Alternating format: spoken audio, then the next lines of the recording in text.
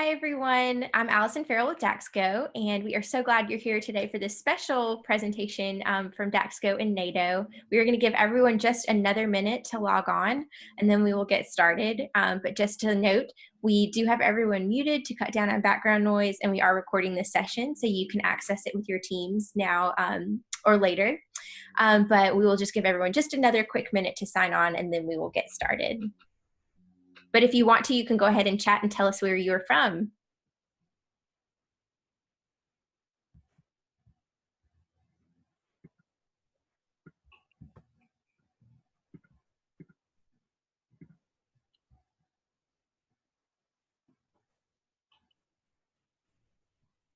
We've got people from Syracuse and Ohio, Seattle, Chattanooga. Oh, wow, these are coming in quickly. YMCA of the Foothills, Iowa.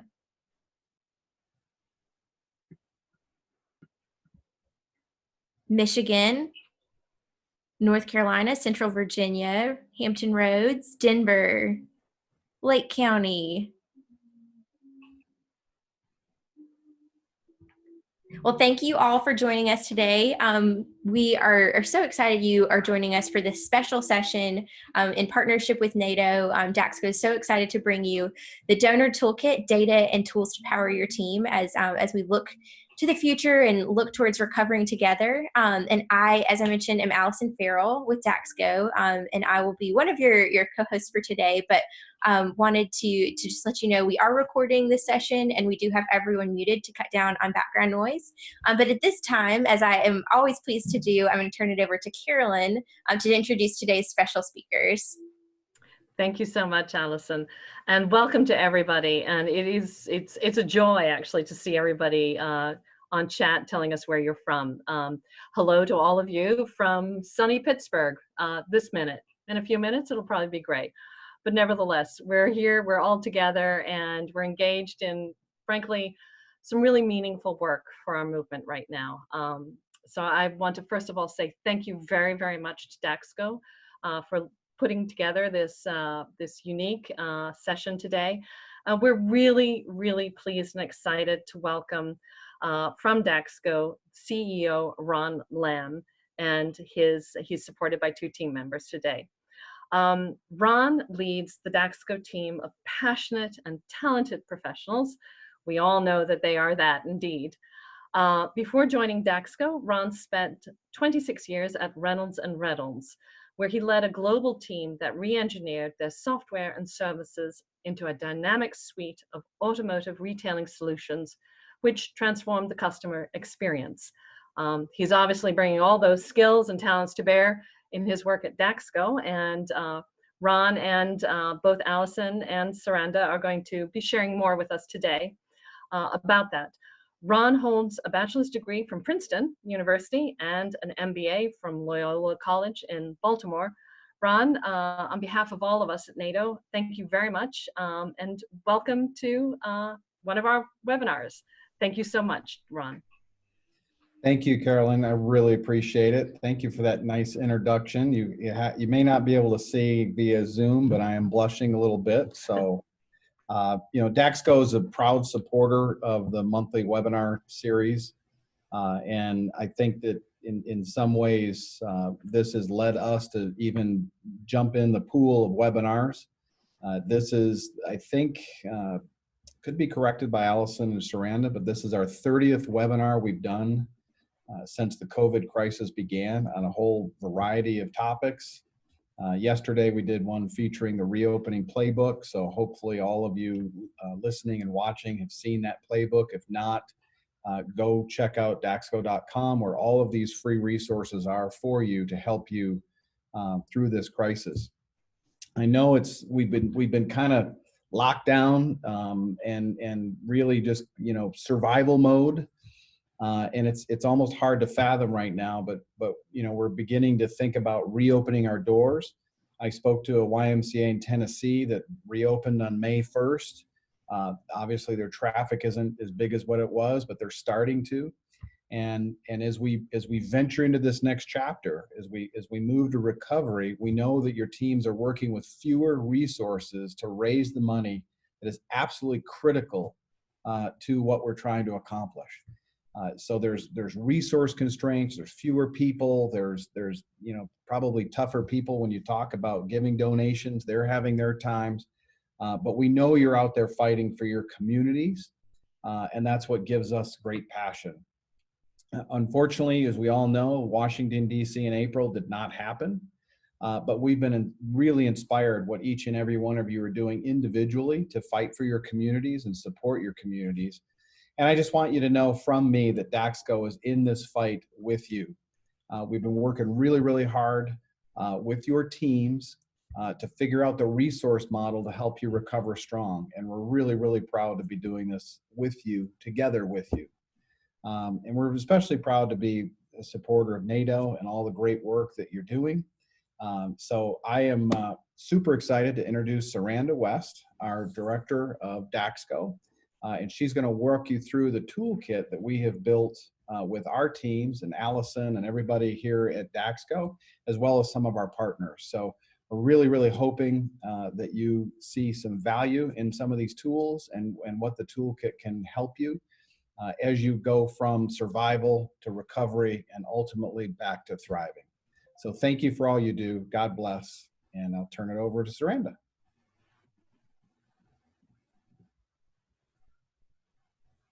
Thanks, Ron. So we are, as Ron said, we are so excited that you have joined us today. We have been just absolutely overwhelmed by the response to these webinars, and we are so happy to bring you this content, and especially the content that we have today. We have a great overview into the data that we've seen, both kind of historically in all the years that we've worked with YMCAs, especially on fundraising and philanthropy, but then also the data that we have kind of at our current disposal. So I'm happy to be Saranda's sidekick for today as she walks us through the donor toolkit and the data and the tools that that are hopefully going to empower us as we recover together. Thanks, Allison. And thank you everyone for joining. As already been said, my role at Daxko is to work with our product team. So I help lead our team, which actually our main responsibility is understanding your world and what you're trying to accomplish, which given the situation that we're in, I saw a lot of my favorite people pop up on the list. And just, we have been, as Ron mentioned, working so closely alongside you as you've been adapting so quickly, trying to build tools to help you. And through that, I've heard so many fantastic stories in terms of how you're impacting your communities, your teams are just responding in such a quick way that has made such an impact. So thank you to all of you for doing that.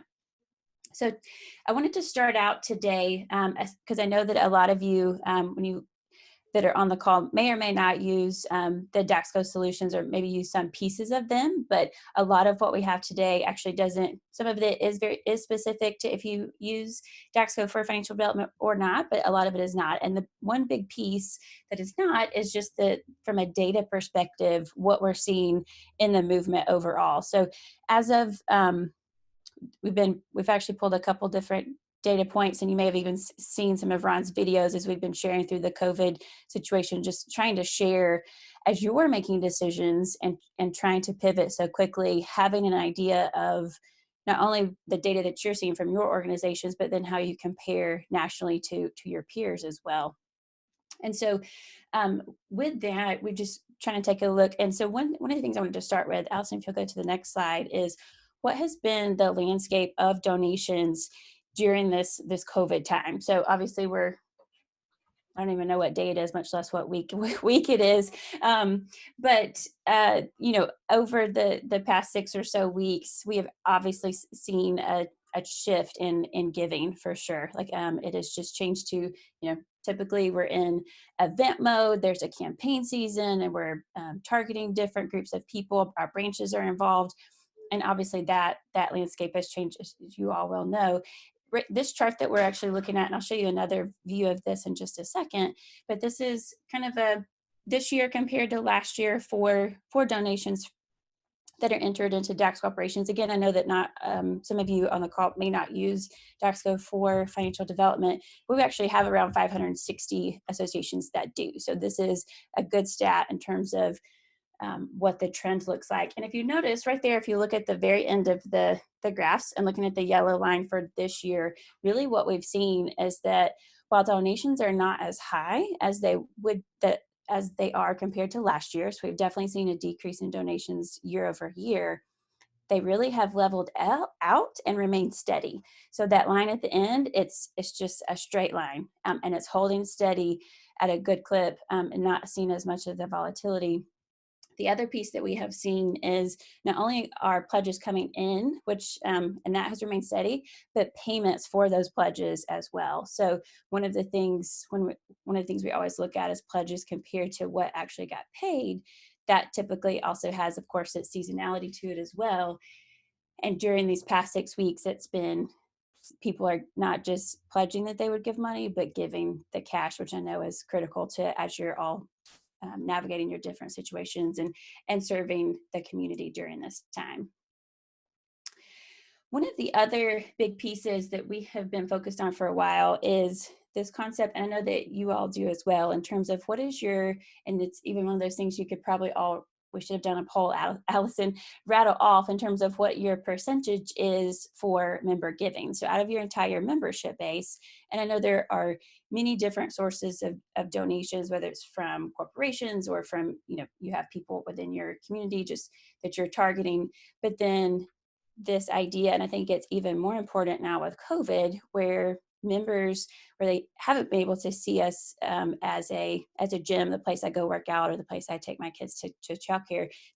What has been highlighted out of this whole situation is just the community, the services work, the food, I know that emergency childcare is a piece of that.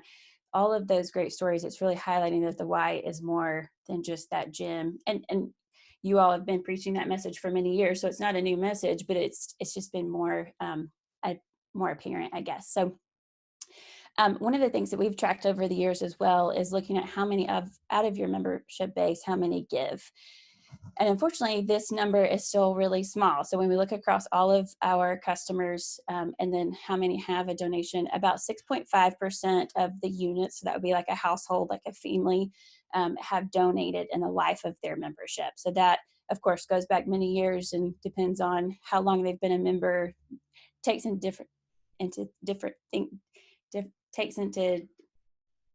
account different things. But still, I know that at one point the goal was for that to be around 10%. Obviously, hopefully with COVID, we'll see that go up. And actually, even I guess a sadder one is out of those, only 2.7 have donated more than once. So in a lot of cases, it's just a one-time donation, maybe as a part of a branch campaign, whatever it may be, and then we move on. However, if we'll go on to the next piece, Allison. So this is obviously something that we've been, and I'll talk through some of the tools to hopefully help you raise that percentage. We also took a look at, for those specifically for COVID. So if we take, and it's not when did COVID start? It's different for every state, depending on where you are. But if we look at March and April, I was really hoping to see that percentage of members giving would have went up. And in fact, it was actually less than 1%. So it was lower than overall. However, in good news, of those that did give in those March and April months, 11% of those actually they were repeats. So going back to our original, tracking over time, that 6 and that 2, we are definitely seeing that repeat donor from, in a lot of cases, this is from, obviously for members, we've gotten that message out. So great work there.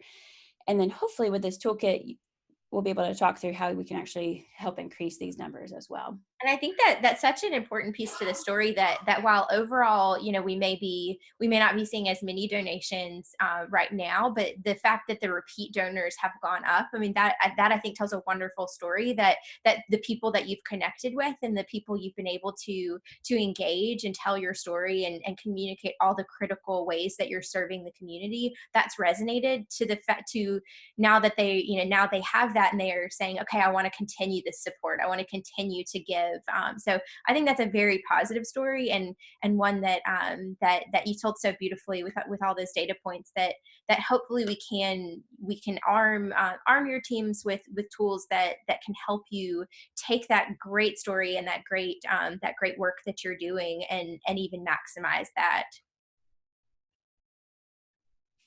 So Surenda, what I know that Daxko has a lot of different ways that we help fundraising teams. But what are some ways that we have kind of right off the bat that can help our fundraisers and help our teams convert more of these members to donors, and different ways that they connect with membership base and connect with potential donors? Yeah, so let's go into the donor toolkit. So this is actually several different solutions that, again, most of you have at your fingertips today. So let's walk through each one and dig into it. The first one is actually one I want to highlight around that data that I was just showing you as a part, and I hope many of you have watched our other webcast that Ron mentioned and have seen the details of our Recover Together program, which there's all of that information on our website. I can link that to you or show that to you at the end. But essentially, we have tried to, a lot of our solutions, for example, one is our performance analytics, which is a dashboard tool that allows you to see your data. So just like I kind of walk through in terms of this year versus last year and comparing those trends year over year, you can do that for your organization.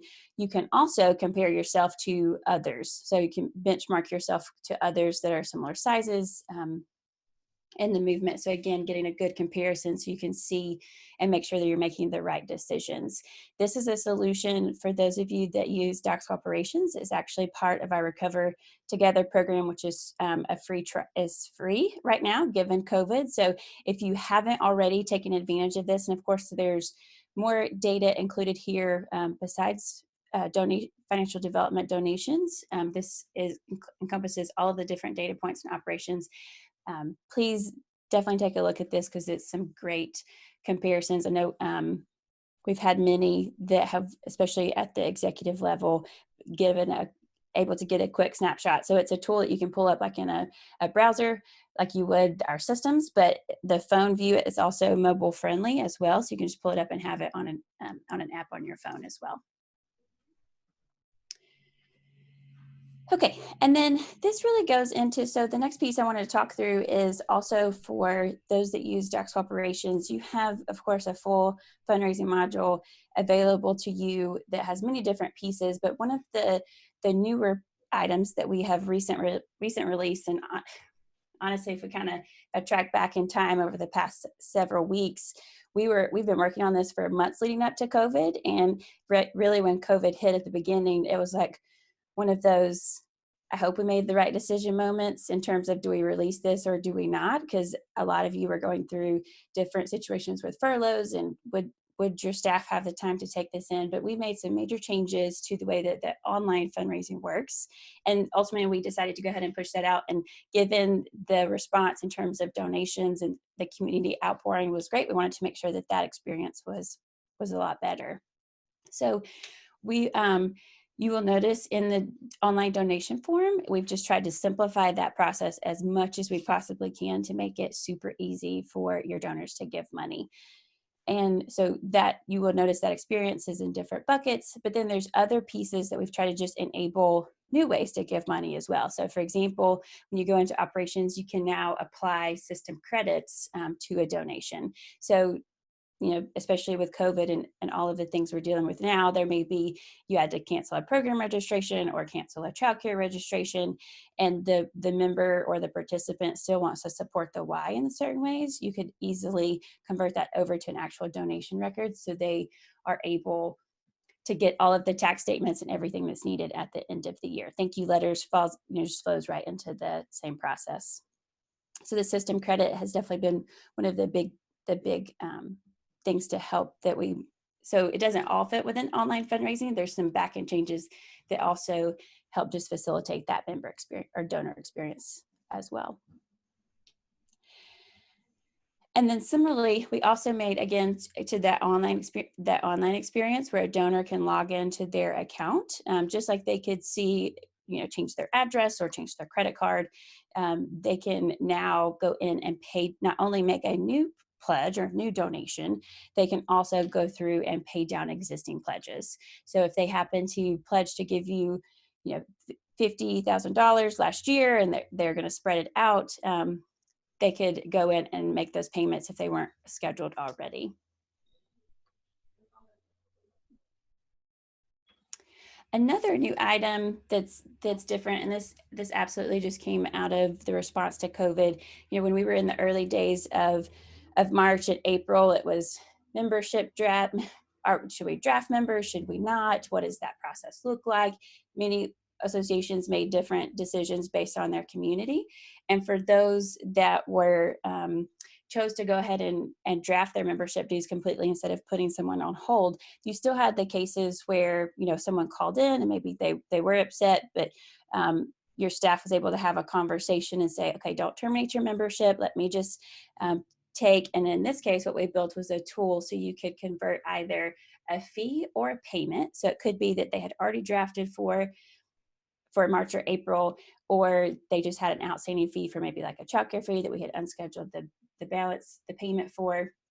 You could automatically convert that fee over to a donation. And again, same benefits where you get the tax statements and flows right into all of your existing processes in terms of thank you emails or letters or whatever that looks like. One quick note on this, we have gotten a lot of requests from those of you that maybe did go ahead and process March and April to have a way where you could mass convert those donations. So if you are in that situation where this one-off where we were able to have that personal conversation and change them over to a donation, that's great. Now we need to go back and do that for a lot of people because you're trying to make amends based on, we all thought we were closed. At least I was hopeful that we would reopen a lot sooner. So I know you're having to make decisions there. We are working on that mass convert to donation, and it actually looking for some pilots. So if you're interested, drop me a note, a question, or a chat, and we can follow up. That could be released as early as next week. So working on that as quickly as I can to make that process easier for all of you. And in terms of communication, I know for many of you, the communication, of course, my Facebook and my LinkedIn is covered up with YMCA's, and I think I follow almost all of you. And, all of the videos and the Stay With Us campaigns has been fantastic, and what all you're sharing with the community. And we've been trying to, in a lot of ways, try to help consolidate that. So one of the examples of that is with our email templates within our Daxko Engage system. So that's the system that you can pull in any type of person, group them in different ways, and then send communications to them. We have a way to template what those emails look like. So instead of you coming in with a blank slate, I got to get marketing involved. What is this branding? Your team can go ahead and have a template to start with. Change the color of your logo if you want to add that differently. Change the wording. Obviously, that needs to fit what your community is feeling at the time, but at least it gives you something to start with. So if you are using Daxko Engage, I would just encourage you to always go check out those templates. We are adding them many weekly, depending on the situation. So for example, I know just last week was the Repeat Giving Tuesday. Is that the right term in terms of trying to try the Giving Tuesday out again? So we had like an email template built out for that, so you could have a starting point. So we will continue to add those in for all of the different situations. And we're obviously not just coming up with it ourselves. We're looking at all of the great examples you are providing and trying to just piece them together.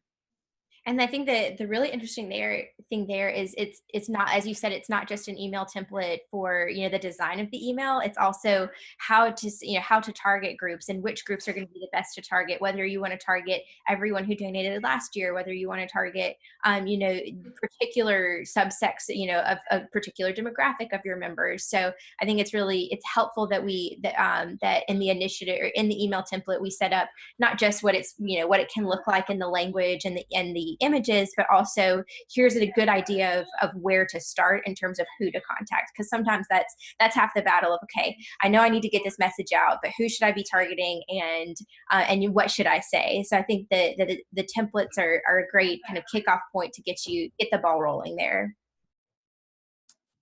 Absolutely. So let's move in, Allison, to our next. Yeah. So for those of you that may have checked out because you were like, oh, that's all those Daxko tools and I use something else, check back in because this is actually something that is for everyone. We have, and maybe you've heard from some information from us before in terms of, we have had an artificial intelligence tool. We call it our, in a lot of cases, may have referred to it as an assistant because that's what it serves as. It's basically an assistant to your staff, or in a lot of ways, some people think of them as an actual like assistant to someone. So, but this is a tool that is powered by a company called Converska. They are a great partner with Daxko, and we've been working with them for a couple of years now, and specifically, and have seen great success from YMCAs using them to drive like membership sales or win back campaigns from a membership perspective or program recruitment. And again, given the response to COVID, they worked very quickly, and they have developed a fundraising assistant. So let's kind of talk through some of the details. I'm going to walk you through this fundraising assistant. This is very new. We would love some comments and some feedback. And actually the call to action at the end is if any of you are interested in testing out this brand new solution, we are looking for some pioneers to get started with us. Yeah, and as Saranda mentioned, this is just another way that, that as the data that we saw of, if you want to reach more of your membership base, if you want to reach more potential donors, this is a way to get to that outcome, to be able to target people that you think may be interested in donating and just haven't taken that next step. So we'll walk through kind of some of the ways the fundraising assistant helps do that.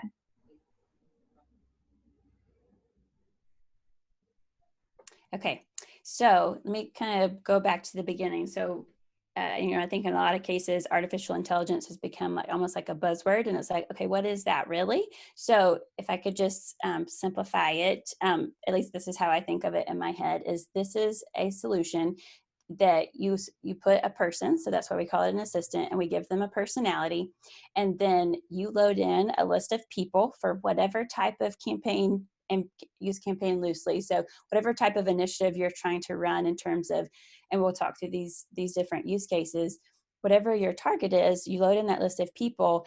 And instead of relying on your staff or relying on a human to actually contact them, this tool will contact them via email, via text message. There's different options there, and just continue to reach out. We have found in all of the research, it actually depends on maybe on the industry, but on average, it takes about, Allison, correct me if I'm wrong on this, like 7 times. Is that right? 7 times? 7 to 8. Mm-hmm. Yeah, 7 to 8 times before someone will respond back to an email. And I know I've tried sales in my lifetime, and I'm not, after like attempt number 4 and someone doesn't respond to me, I'm like, maybe I'm making them mad. Maybe like I don't want to continue to reach out. And we have all of those emotions or feelings or reservations as humans. And in this case, this is a tool, and she's just persistent, changes the language, makes sure that she continues to reach out until you get to the right action item.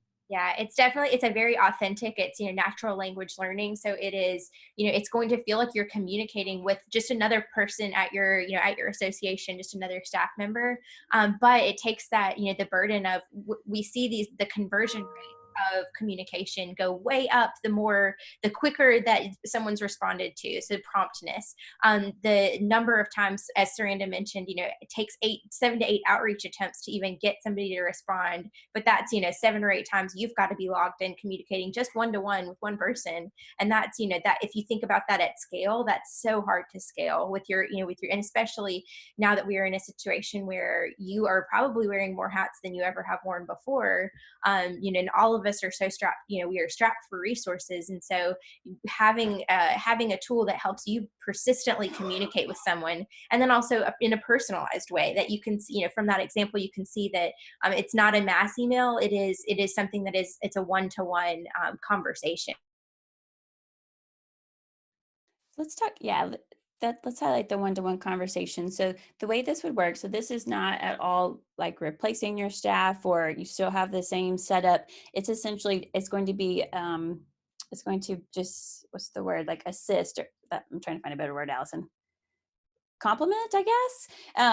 And it's an extension. That's what I was trying to think of. It's an extension of your staff is the way to think of it. So this is one person that, again, reaches out via email or text. There are multiple languages available. So depending on your community, we can set that up. And she is reaching many people all at once. And then as soon as there is an action item that is needed from that person, she gets a response back, then it's actually going to go back to your staff as the follow-up. So that human connection is still there. It's not missing. It's not replaced in any way. This is just getting their attention. So your staff can filter down and focus on the most important people. And the people who are ready to donate. So it takes a lot of that the hard prospecting and the kind of searching for the needle in the haystack of, okay, out of this group of members, who's really ready to donate. It helps you hone in on, okay, this group is ready. So then you're ready to take the conversation to that next step and really give that personalized and that give the communication that hopefully sets them up for a repeat donation or repeat giving. Getting more closely involved with your cause. So Saranda, can you walk us through? There are definitely the way that we talk about the assistant, our fundraising assistant is skilled. So what are some of the skills that the fundraising assistant comes ready to and equipped to help your staff really power fundraising efforts to membership, potential donors, those types of groups. Right. Okay, before we do that, can I talk about Elena for just a second? Yeah, sure. Okay. So for one of the things I know that maybe for those of you who haven't used a tool like this with artificial intelligence, there's some questions that come up, and maybe for those that do already use Converska today on the membership side, one of the things we have found is having a different person, so a different assistant, different name, and for fundraising specifically. So while you may have someone for focusing on membership, you want a different person that's focused on fundraising. And one of the things that from all of these outreaches that we have seen is most of the time, this actually translates to a lot of people think that Elena is a real person. That's how much these are conversations, and she changes the language is so natural. Like they'll come into the branches and ask for Elena. And you can actually choose, one of the things I wanted to point out, you can choose your name too. You can choose Elena. I think a lot of associations now is just talking, who was I talking with? Natalie at Pikes, maybe I was talking to Pikes Peak, and they actually went with a name that is more gender neutral. So it could actually go either way. And you don't really know whether you're talking to a male or a female. But ultimately, what ends up happening is this fundraising assistant is just like another one of your staff people. So let's jump into these different items. Skills. Thank you. Yes. So the first one is going to be all around cultivating. So how do we get new donors? And you'll notice a lot of these as we're talking through these, of course, are again taking into account that we are given the COVID situation, we're having to make some changes on the fly. So very much fall these skills, and again, I think we can take and tweak them as we hopefully get back to a new normal, but will ultimately get us to the situation that we're in today. And the fundraising assistant, as Saranda mentioned, this is new. As she mentioned, the call to action at the end of this is to sign up and to be one of our early access and to be a participant in the early access program. So again, as we learn more and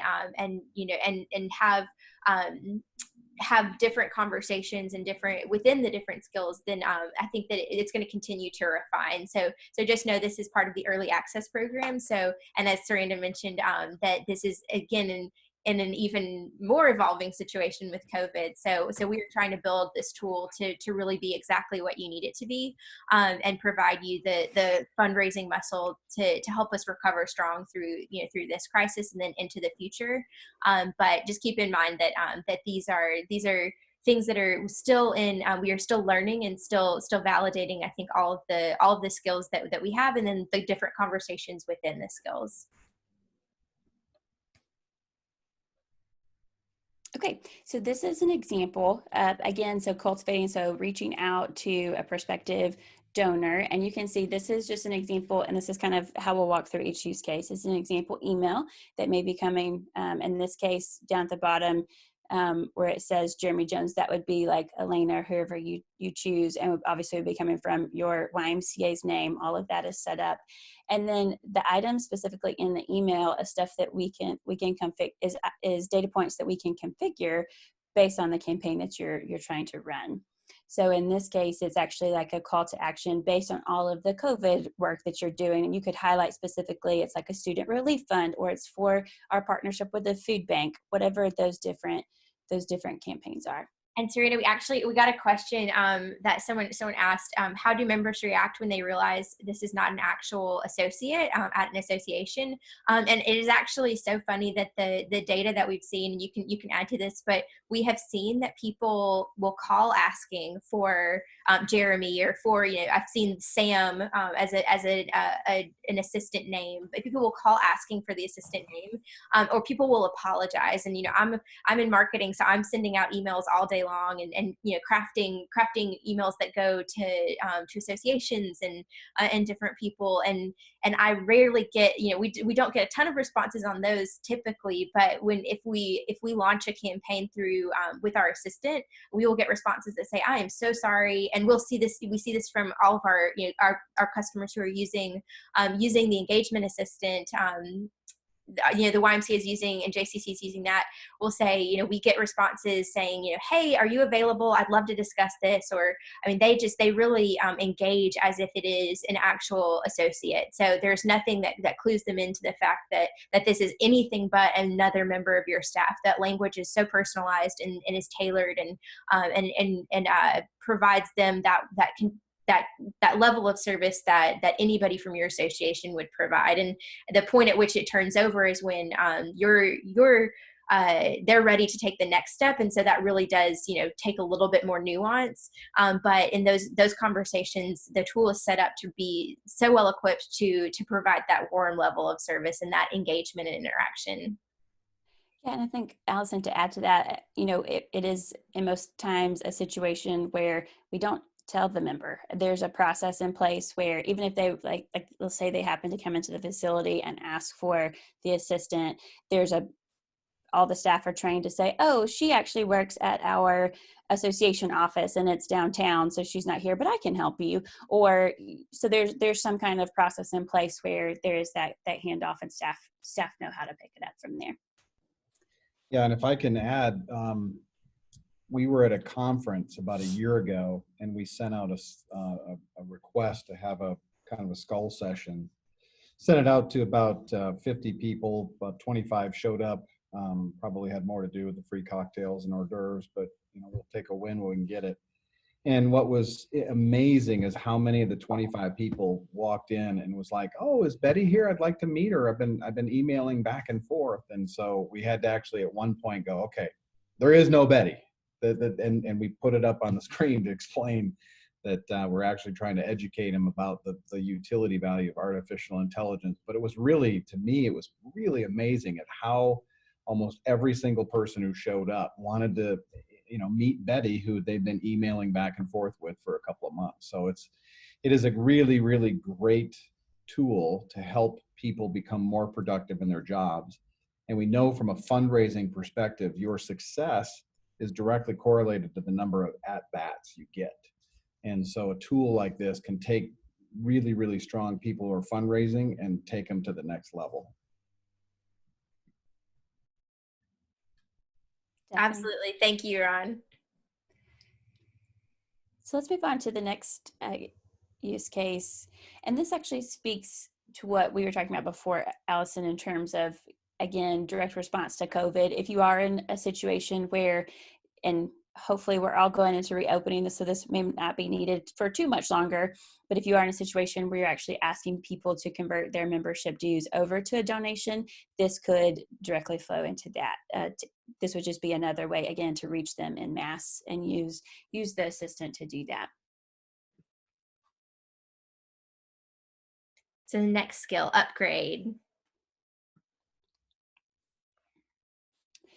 An upgrade, of course, are your normal language of how you operate every day. So they have given to us in the past, and we have that data. Again, you could have it loaded in from, you pull previous campaigns, whatever it may be, and then again, if you'll notice on the emails, what's highlighted, those are the pieces that you can configure and still have that call to action. So in this case, it's you supported us before. We have all these new, amazing new initiatives that are coming up, especially with the COVID response. Highlight that, and then can we send you more information? And then depending on that response, again, that would be the action back to the staff person.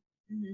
And really, as Cultivate is really looking at, a pool that maybe hasn't donated before that you want to try to target and get them converted to be a donor. Upgrade, and then the next skill that we'll look at, which is retain, is also is looking at, okay, how do we take somebody who has donated, who has shown that support, and and double down on that. So whether that's, as Saranda mentioned, getting them involved in a different cause, or maybe they have participated as a volunteer. They've participated in one of your 5Ks or a charity golf tournament or something that you've done with your association, but you want to call on their support in a different way. And these are conversations you have all the time of, how do I think through that conversion process. But this is something that can really help power that the assistant's reaching out and saying, we recognize and appreciate all that support that you've given us in the past. And here we would love to educate you about other areas that we have where we could really use your support, especially right now, amidst everything going on. So again, that next skill that I mentioned, they go hand in hand of, once you've had people who maybe are shifting the way that they're supporting you and upgrading that donor, then we have to look at as we saw that data that you showed at the beginning, Saranda, that, we would love to continue. We want to drive the retention of donors and encourage and really celebrate and get people on board to be repeat donors. So let's dive into retain. Yeah, and I think the examples are pretty easy. Like as you described that last one, this is in case like maybe they've had a donation where they've been paying us $50 a month, and this is where we could feed that in. This was your monthly giving before. It's about to come up and expire. Would you like to just continue that support? And then can we send you your options? And then again, that's your call to action for staff. So teeing those up for your staff to respond to, or it could be as simple as send them that online donation form as the response as well, which can also be incorporated in so where we can send links to these emails. So that could be another call to action option. And then I think the final one, Allison, or is there one more? Yeah, is one that I think we're all trying to figure out right now. So from a financial development standpoint, events, you mentioned several of them, races, golf tournaments, whatever the gala is, right? Like all of those things we're having to rethink in a lot of ways. And I've heard from some that y'all still plan to have different events. Maybe they're just in limited capacity, like everything else in our life right now. And so in this case, this skill and the different assistant can help us feed those events or be the follow-up to them. Mm-hmm. Yeah, so I think that as your teams are looking to having to transition to a virtual, I've seen several things of a virtual fundraising event, or even locally. I'm involved with our YWCA, and that's had to shift to what traditionally have been these in-person events have shifted to being online and being virtual and utilizing those tools. But I think that ways that we can get creative in this time period of, okay, we may not be able to gather together, but if there is a way that we can still put on the same content, put on the same bring together the same group and hear the same voices. I mean, you could have a testimonial from one of your, from someone in your community, or, a speaking event that would have happened. I know prayer breakfasts have, that's, something that's very seasonal. So if you've had something that you traditionally have thought of only as in person, it may be hard to make a golf tournament happen through Zoom, or a 5K, but I've seen virtual marathons and things happen right now. So I would say, as much as your teams are creative and are looking at solutions for the current circumstances we're in, and then planning to the future, this is another way that the assistant can do a lot of the heavy lifting, so that you can focus on really providing that personal and that the warm touch and the crafting the story and crafting the message and getting all that great content together. This takes that heavy lifting of getting people there, getting the audience attention and the audience share from your community. This can be a lot of that heavy lifting, so that you're able to focus in on where you can make the most difference, and not have to worry about the at bats, as Ron said, it maximizes your amount of at bats. So transitioning to virtual events, and then also as we look to the future, hopefully we will get back to having events, whether they're socially distanced and 6 feet apart at all times, but ideally, being able to have our events back again. So this is, as Serena can walk us through, another example of just that promotion that can happen and the type of conversation within the event skill. And Allison, I think one of the things, again, in terms of maybe just so this is these examples that we just walked through were emails that, like, they're the initial email, and then let's say someone actually responds to this email, right? Like, this is the initial outreach, and what will happen is the assistant will actually have a conversation with the person. So if they were to ask her another question, if they were to say, no, thank you, not right now. Like, she has that response and that natural language built in, and knows when to tee it up to the staff. So the hope is that is still a very personal connection and personal outreach, and that one-on-one conversation. That's what it feels like when you're actually going through these email threads, and then knowing when to actually get them to a person for the follow-up. Absolutely. Yeah. I think that's such an important it and especially in terms of prospecting and finding, when you're looking at your entire membership base and trying to convert more of those members to donors, it's so helpful because, you never, in fundraising, I guess you want to make sure that you're targeting the maximum amount of people who potentially could give. So if you've got, a list of 1,000 people or 2,000 people, however many you want to, you are loading into the system, they're getting this initial conversation. And, some of them may not be interested. You may have made outreach and other attempts, whether you're utilizing, and this also is meant to complement the other outreach that you're doing. So this doesn't, replace an email campaign, those great templates that you saw from Daxko Engage. This is not meant to replace that. It's meant to complement it and really add another layer. So as we see, it takes 8 outreach attempts to have someone respond. On average, we see this initial outreach. Someone, if they get a message, it'll follow up with them, and it uses and within the technology, it's smart. It knows, okay, if I've emailed someone, I shouldn't email again, within 24 hours, but I'm going to wait a couple of days because I know they're going through their inbox, as people do. And so I'm going to wait a couple of days and then follow up again. So that persistence of, hey, and then the second message is that natural. It says, hey, I'm just checking in again. I wanted to see if you got my previous message. And it messages them and knows when to hand it over, and knows when to, if they hear, hey, I'm not interested at this time, it's not going to continue to message. So all of that is built within the system. And so the outcome that it's driving is just that you're able to connect with more potential donors, to upgrade people who have hopefully been past donors and you want to retain and have them be, continuing donors. But it really takes that heavy lifting of that one-to-one messaging off your plate, so that you can focus on really providing the service and the crafting the story, crafting that great content, and then providing that service of when someone is ready, to take them to that next step, and then give them the great experience that that they get from your staff, they're getting from the fundraising assistant, but then you're able to shepherd them kind of into that next phase. Once they've raised their hand and signaled like, yes, I'm interested, I'd like to learn more. Then they, at that point, when they're ready, they are they are delivered kind of to you. Let's see. So this is just an overview kind of everything we talked through and kind of the description of what it can do. And then an example of kind of a potential use case of this skill. So as we mentioned, it's cultivate, upgrade, retain, and then events. So both pre-event outreach, post-event outreach, and transitioning to virtual event outreach.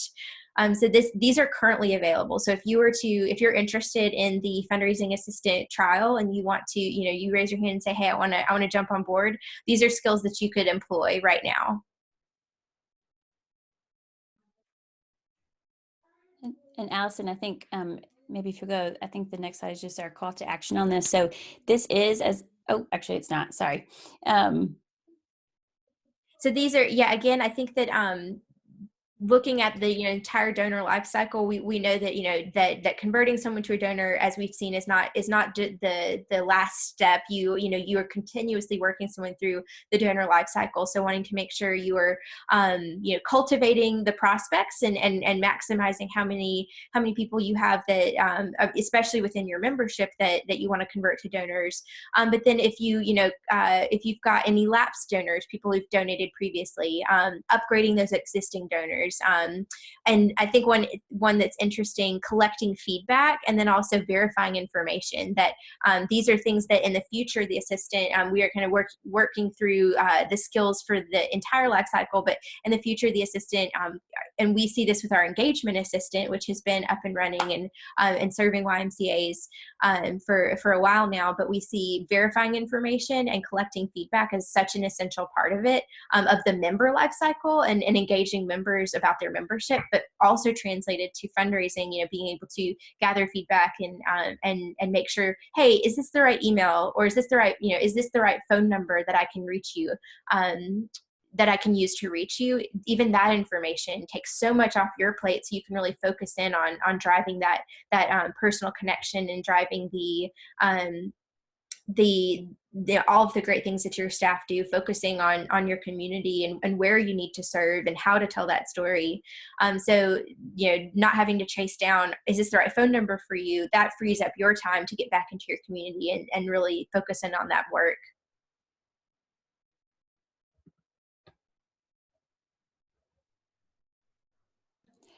So in terms of, I think we're getting a couple of questions. So I wanted to clarify, this solution is a standalone product. So you do not have to use any of the other Daxko solutions, although we would love for you to.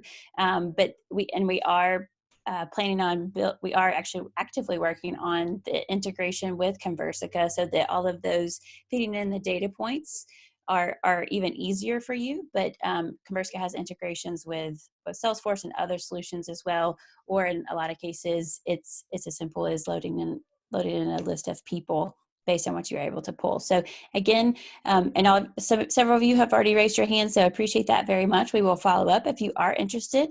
This is a solution that, again, is part of that Recover Together program, is at no cost to you for the first 60 days. This is one of those solutions we are just trying to help during this time, and would love for you to work alongside with us we talked through a couple of the skills, but as Allison mentioned, we think the sky is the limit for these skills and could just do so much, and would love to have real life examples and work with all of you to make those come to life. So if you're interested, you can email, or we'll follow up. If you send us a chat, we can definitely follow up from that chat or those questions. Or if you need to go talk to someone, you need to follow up later, you can just email marketing@daxko.com and we'll follow up with you as well. Absolutely. Yeah, so definitely May 29th is that date.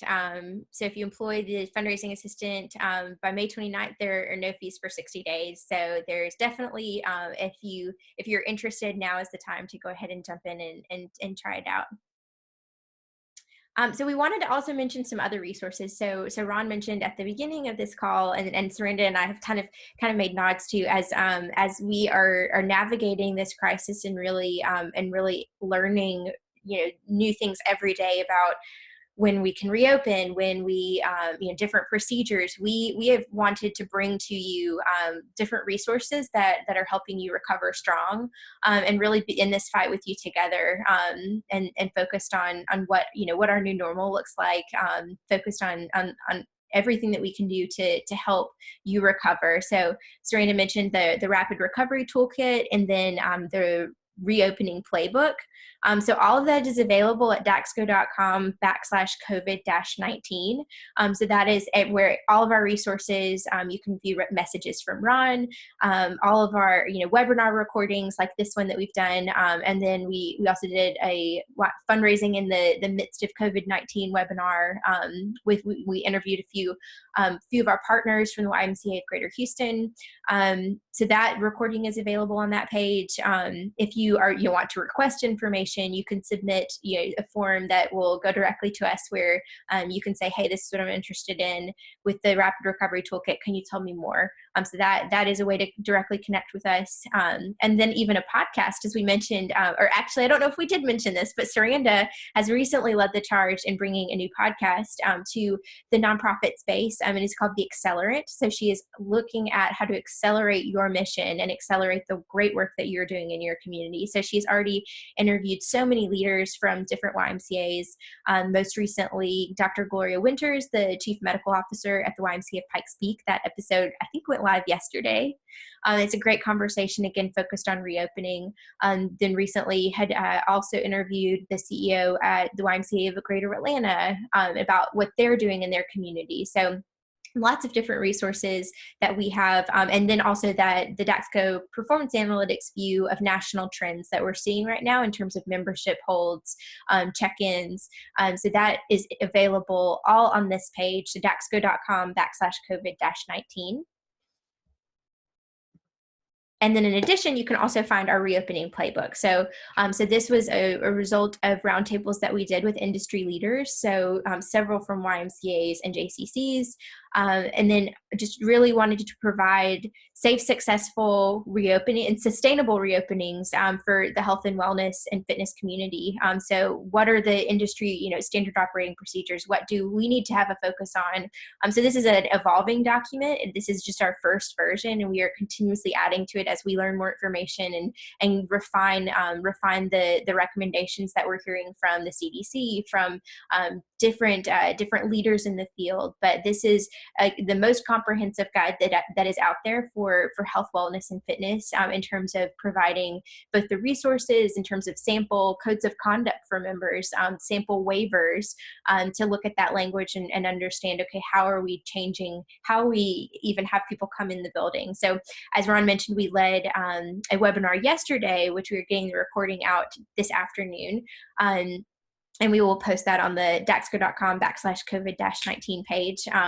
But we did a webinar yesterday with the YMCA of East Tennessee and with Dr. Gloria Winters again, to talk through reopening and using these new types of procedures and new types of new considerations and operating procedures that we need to have in place to reopen strong.